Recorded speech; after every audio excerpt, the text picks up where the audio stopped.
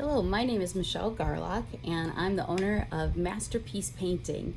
It's a contracting business as well as custom art, faux finishing, jewelry designing, etc., etc., etc.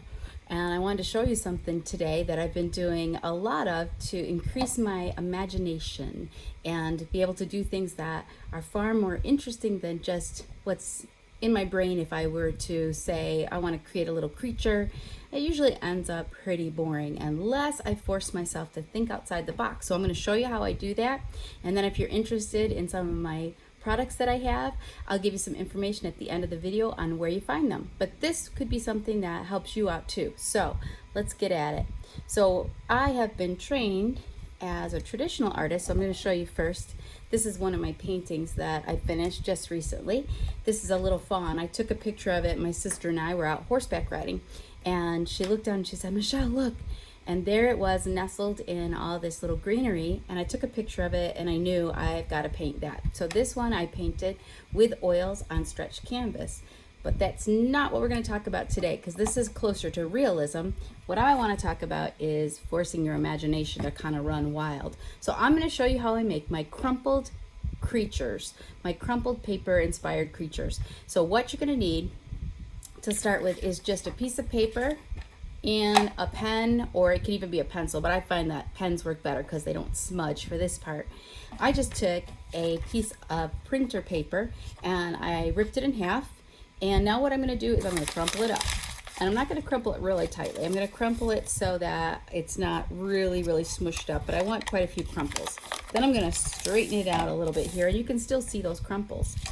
The next step in doing this is to go ahead and trace some of these lines, but I want to show you where we're going before we do that. So what can you create out of this piece of paper? Believe it or not, I'm going to show you some of my crumpled paper inspired designs.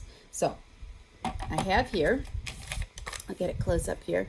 This started out as actually just a piece of crumpled paper, and I found in the crumpled paper these little critters. It just reminded me of these shapes that I found of something that I could make into something interesting. So there's one of them. Here's another one, and another one,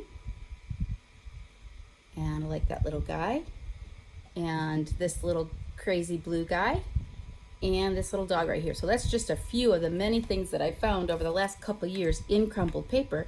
And what you can see is they have color on them. So what I did was, after I traced the different crinkles and I found the basic shapes to make these, I actually drew them out, and then I imported them into a program called Procreate, and I added the color and the shadows and everything else to them. And then they became my creatures that I could put on all kinds of things, from mugs to t-shirts to backpacks, all kinds of things, crazy things that I've been making, and I'll share those with you sometime too.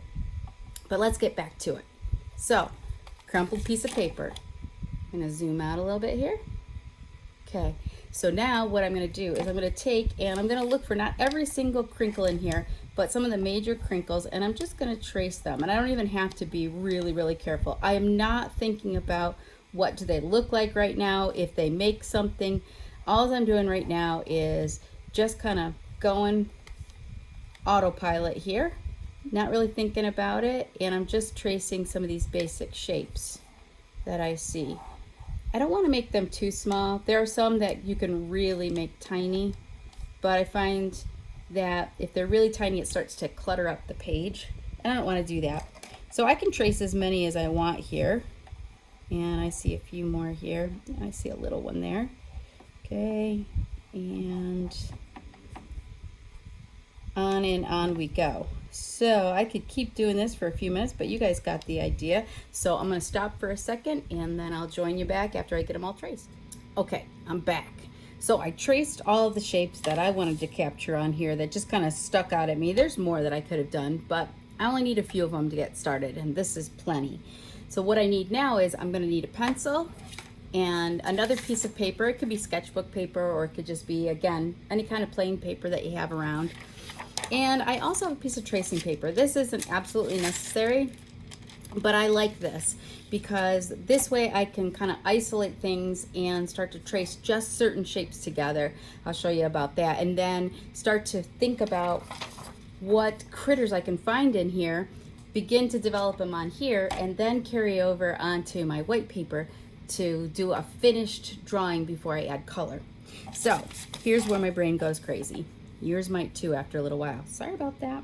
Okay, so I start looking at this and I'll turn it every which way. And right now, before I even do anything else, I already saw a dog in here. So I don't know if you guys can see a dog, but I see a dog and it's really cute. And there's actually a couple different versions of it that I see. And so what I'm going to do is show you where I see it. Here's his little snout right here. He's looking up in the air, so he doesn't even have an eye yet. Here's his ear. Here's the front of his body. Now this could be his leg right here, and he could be a dog with no tail, or I could give him 2 fat legs and a really fat tail back here if I wanted to. I'm going to show you those 2 versions. So I'm going to put this right over top. And for right now, I'm just going to trace the shapes the way that I see them. I'm not going to make any real adjustments yet, but at the same time, I'm not going to be too crazy if I'm not exact. Okay, so there's one dog that I see. Now I'm going to show you another version that I see right here. He's got 2 big front legs and he's got this huge tail. Where his back legs are, I don't know. Remember, these are imaginary creatures, so they don't even have to be something you can identify. All right, so I've got these 2 guys right here. So at this point, what I can do is I can start putting them onto this paper over here, or I can start to develop them onto here. I don't really want to change these yet because I might want to go back to those shapes. And if I erase and change things on them now, I won't have my original shapes anymore. And so I'm going to leave those there. And instead, I'm going to put another piece of paper over the top. Now this is really kind of tough to see. If I hold this up to a window, it's a whole lot easier. So that's what I think I'm going to do. So hold on a minute. I'm going to hold that up to a window so that I can see through it. You can kind of see through it there so I can trace them. Okay, so those are my 2 tracings. I just noticed there's a wicked bad shadow on this. Sorry about that, guys. But those are my 2 tracings right now. Now I do what I call adjustments. So now I start thinking, okay, let's really give these guys some life and some character of their own. So I'm going to start with this one right here. And I know this is going to be his nose. So right away, I am going to figure, okay, let's give him a little tip of a nose there. Now I'm going to put an eye on him, and I can do all different kinds of eyes. We could just do a dot. We could do a circle with a dot in it. We could do a sleepy eye. So if you want to look at all different kinds of character eyes, there's all kinds of sheets and reference photos out there of lots and lots of different eyeballs that you can do. And oh, that looks like a little smiley face there with the tongue sticking out. But you can do any kind of eye you want, and depending on where you place it, it really changes the character. If I put his little eye way up here, he's cute, and it looks like his ear is way back there because this is going to be his ear. But I can leave it just as a dot, or I can say, oh, I don't think this pencil erases very well, or I'll leave that there for now. I could do it a nice big eye that even goes past his little face right here, and I could give him an eyeball like that that's looking up. I'm going to leave it like that for right now. This I've made his ear, so I'm just going to soften these little edges here a little bit and maybe just give a little flare or something on it so that it really looks like his ear. And maybe even instead of having it attached right to his head, let me get an eraser because that's going to bug me. I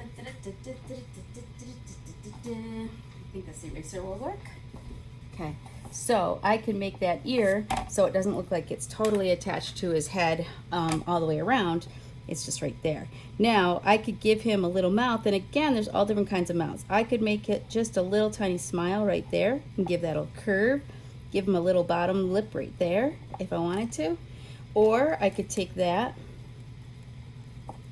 and I could leave it just like this and have him be more of, instead of a smiling dog, just kind of like he's wondering at what's up above him.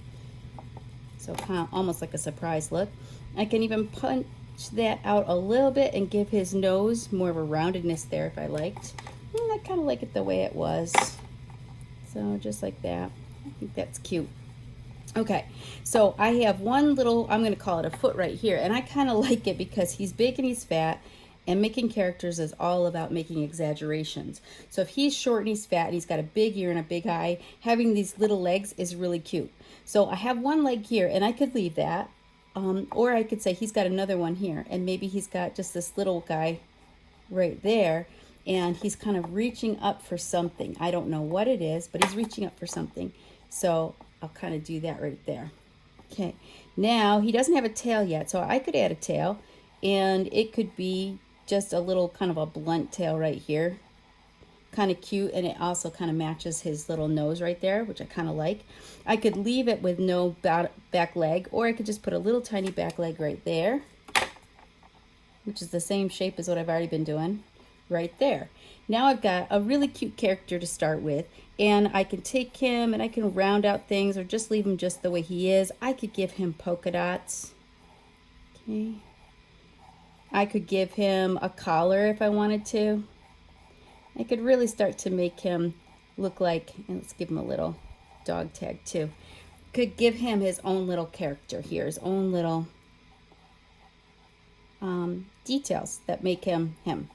I can make a little movement here so he's like wagging his tail on the ground, and there you go, I have a little character.